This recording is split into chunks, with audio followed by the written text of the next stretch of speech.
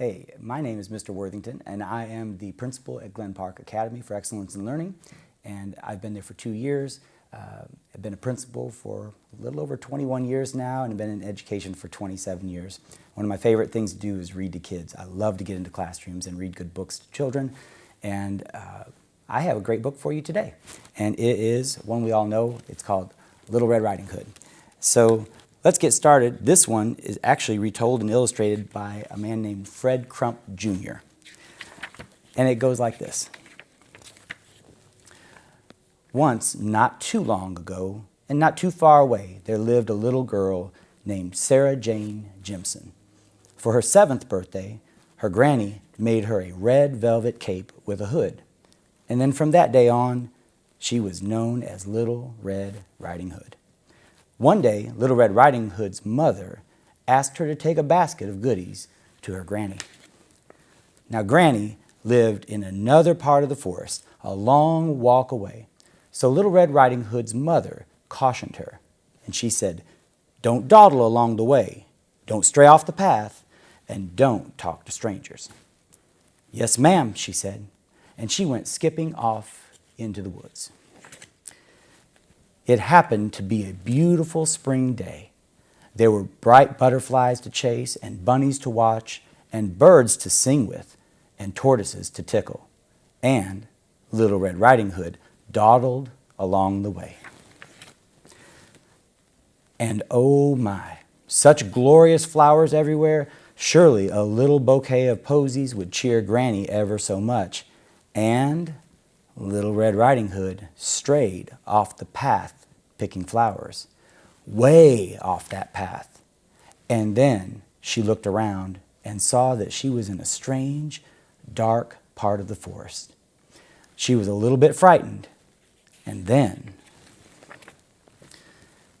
"Hello, young miss," said a friendly voice. A big, sleek wolf stepped out from behind the tree. "Oh my," laughed Little Red Riding Hood, "you gave me a fright, but I see that you're just a big old puppy dog." "Well, in a way, yes," said the wolf with a sly, toothy smile. "And where are you going in your little red cape with your flowers and goodies?" "I'm going to my granny's," she said. Then she realized she was talking to a stranger. "And I must hurry, or I shall be late." And she ran off to find the path. "Perhaps we shall meet again," called the wolf.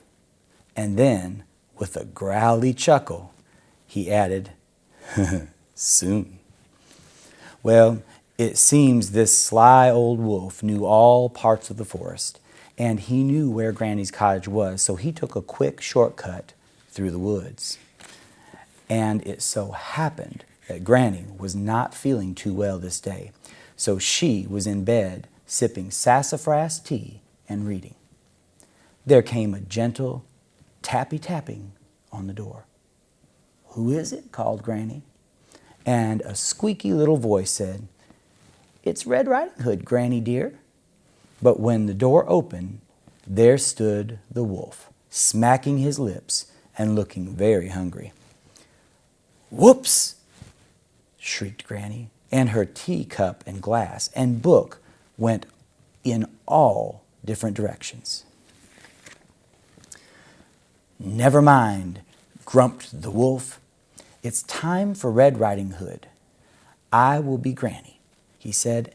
Then he put on her lace cap and nightdress and spectacles. There came a knock at the door. Just in time, the wicked wolf jumped under the covers and called in a quavery granny voice, "Come in, dear." And Little Red Riding Hood came in with her little bouquet and basket of goodies. But she stopped.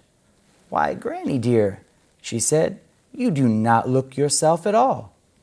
"I've been ill, my child," croaked the wolf. "How big your ears look," she said. "The better to hear you." "And how big your eyes are, like saucers." "The better to see you with, my little sunshine," crackled the wolf. "And Granny," said Little Red Riding Hood, "how very big your teeth look today." "All the better to eat you with, my little dumpling," laughed the wolf. Then he leaped out of the bed and grabbed Little Red Riding Hood. But just in time, the door flew open with a crash. Granny had found the woodcutter. He rushed in, shouting and swinging his axe. "Uh-oh," whimpered the wolf when he saw the axe. Then he let go of Little Red Riding Hood. Then he gave a frightened yowl and ran out the door in a panic, with the woodcutter right on his heels. The cowardly wolf ran so far and so fast that he finally got away, but he was never, ever seen in the forest again. Then Granny and the woodcutter and Red Riding Hood had a tea party with the basket of goodies.